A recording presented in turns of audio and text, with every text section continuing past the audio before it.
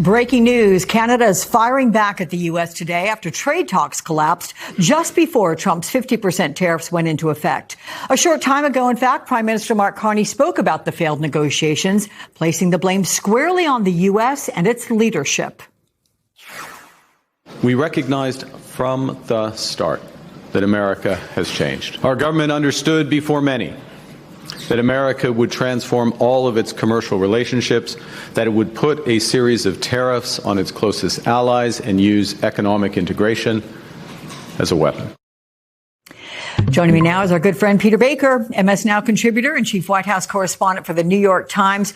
You know, you're always the perfect person, but particularly today, the perfect one to talk about this, because earlier this week, Peter, you wrote this article. It's titled "Threatening Friends and Courting Enemies in Trump's Upside Down World."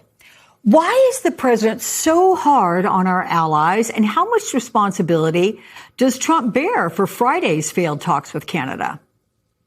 Yeah, this has been a feature, not a bug, of the Trump foreign policy now going back 10 years, really. He prefers, it seems like, to fight with the people who have been America's closest friends, like Canada, like Germany, like England, and to make nice and even try to sweet talk those who have been America's chief adversaries, like North Korea. Just this week alone, in the last week or so, he threatened to bomb Oman, which has been a friend of America for years. He put these new tariffs in place against Canada. And at the same time, he is talking about renewing talks with North Korea's Kim Jong-un, who he says he has great respect for. At the same time, he's pulling troops back from South Korea to get, to reduce the military exercises there that are seen as critical to defending South Korea against a nuclear-armed North Korea. And it's just fascinating. It is one of the distinctive traits of this presidency. He just prefers people and countries that have been our enemies, particularly those with authoritarian leaders. And it may be that he admires their strength, as he calls it, and their ability to do things without the normal democratic process. But it has confused and left the rest of the world trying to figure out how to calibrate. Yeah. Well, let me know when you do, because that's a head scratcher. Let's move to the media frenzy around Trump's trusted aide, Natalie Harp. New reports reveal that Harp worked at the White House without that security clearance needed for a year. How was she able to skirt the official process while maintaining remarkably close proximity and near constant access to the president? Yeah, I mean, look, this is a president who's never valued the whole security clearance process all that much, as the congressman in your previous segment noted. That came up during Jared Kushner's tenure in the first term. He did, according to the reporting on this, tell her a couple times, hey, you need to fill out your forms, but he didn't bar her from his presence in the meantime. Any other normal White House that I remember wouldn't have let somebody like that near a president without having that security clearance process finished, at the very least in process.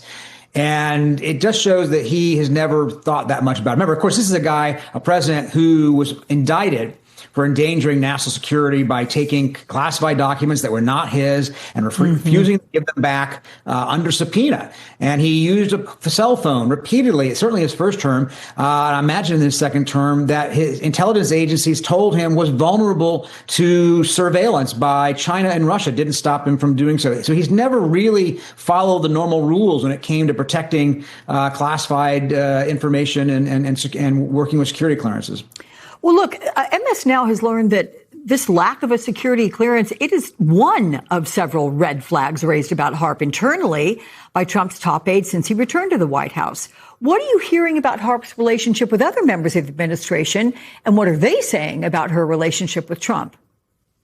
Yeah, there are other people in Trump's orbit who find her to be who are not happy with her being there. That they think that her attachment to him is excessive and disturbing in some ways. We've read these letters. We've seen the pictures of her running after the golf cart on the course to catch up to him. We know that she, feeds him a constant stream of self-validating information that keeps him happy. And I think that other aides find her presence there to be problematic, but they don't want to take on President Trump. They've decided, they've understood from years of experience that when President Trump wants somebody around them, he's going to have them around him. And, that's the kind of thing they're not willing to take him on.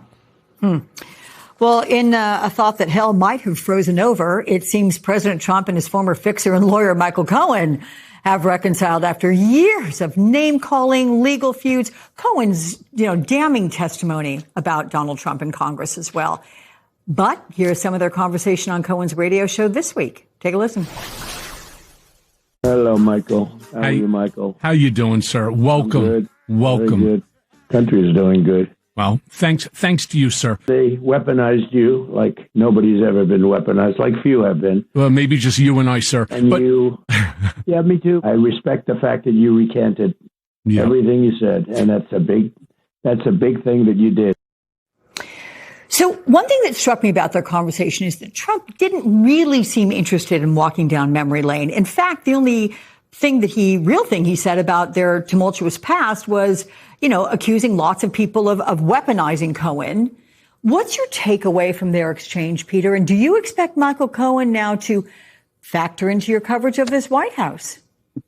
Yeah, it's a good question. This is very distinctive from this White House. I've never seen a president like this who so often will excommunicate somebody from his presence, banish them from the House, and then yet somehow bring them back in if he decides that they have, become loyal in his view again. Michael Cohen, by the way, just to be clear, contrary to what the president said, did not recant everything. His testimony remains his testimony. It was his testimony that helped convict the president on 34 felony counts stemming from that hush money case. What he has recanted are some of the mean things, I suppose, some of the harsh things, some of the criticisms he's made of the president. And he's been working for the last few months to kind of incorporate himself back into the president's orbit. It's a fascinating dynamic, very psychologically fascinating on the part of these two men who had basically fallen out so drastically that literally criminal charges were involved. Michael Cohen went to prison as a result of his relationship and his handling of his relationship with Donald Trump. And now suddenly he just wants to be back in the orbit of somebody he said was dangerous and crooked. To which we say, stay tuned. All right, my friend. Thank you much. We'll see you again.